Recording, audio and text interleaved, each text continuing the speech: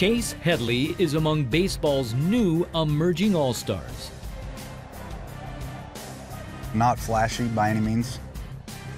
I would say serious, hard-nosed, passionate. I cherish, the moment. I love what I do. He's had to.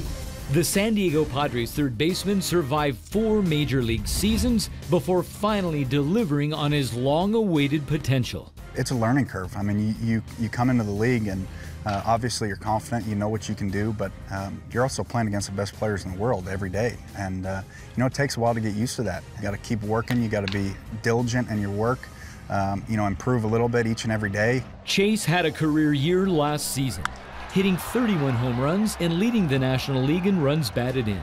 He's now among the game's elite, both offensively and defensively, becoming just the 8th National League third baseman ever to win both the Gold Glove and Silver Slugger Award in the same season. It was a breakout year for me, but what I always thought I could do, hadn't shown it in the big leagues, but it felt great to get there. So what makes this Major League silver slugging third baseman unique? For Chase Headley, it's his power source, where it comes from, and how he uses it. God didn't make us to be, passive, timid people. Baseball, for me, is a form of worship, and I expect to go out there and win and compete and play as hard as I possibly can. Circle back to that. Explain that. How is it an act of worship? Worship isn't just singing songs or dancing or whatever it is. Anything that we do can be an act of worship. I think it's important that we realize that. And those days you go out there where you don't feel good, you're a little bit tired, you don't feel like being there, whatever it is, or on the practice field, that's where I go to. I say, hey, man, I'm doing this for God today. Whatever it is, I'm taking ground balls in the backfield. Hey, I'm doing this for Jesus, and that gives me that little extra drive to, to stay focused. That focus first came as a high school freshman, when a neighbor and teammate invited Chase to his house for a Fellowship of Christian Athletes event.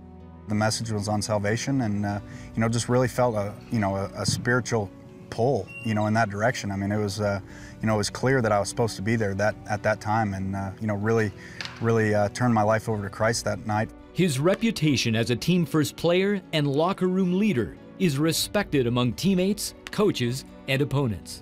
You have a chance to be a light. It's the relationships you build, is caring about other people, how you deal with adversity, with failure. And the best part about it is when you don't even say anything about it and somebody approaches you and says, hey man, I see something a little bit different about you. Just the peace that you have to deal with ups and downs, or each and every day you're just a consistent influence in our clubhouse, and what is it? And then you get the opportunity to open up and say it. The baseball veteran is using his platform to encourage and inspire others. For me, it's just to share the gospel. I mean, I think that's the most important thing I can do. I think God put me in this position for that purpose, and I just want to live that out for Him. His recent success is making a name for himself, but he's quick to deflect the credit, even with a post-home run gesture. Circle the bases. Next time I watch that, what's going through your mind, what's going through your heart? And it's just, thanking God for giving me the opportunity to play the game, to have an impact. Just again, it's a worship saying, I love you. This is about you. This is not about me. I look at it to take the spotlight off me and to put it on God, and that's where I want. I want to be a mirror. I want it to, whoever looks at me to see Christ. His profession rewards with notoriety and money, but Chase has grabbed a faith that empowers his life and career.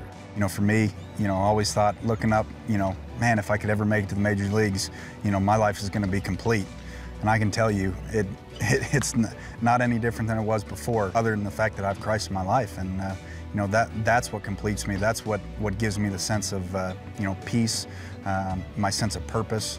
You've done something so bad that nobody can forgive you. Well, there's one person that can forgive you, and that's Jesus Christ.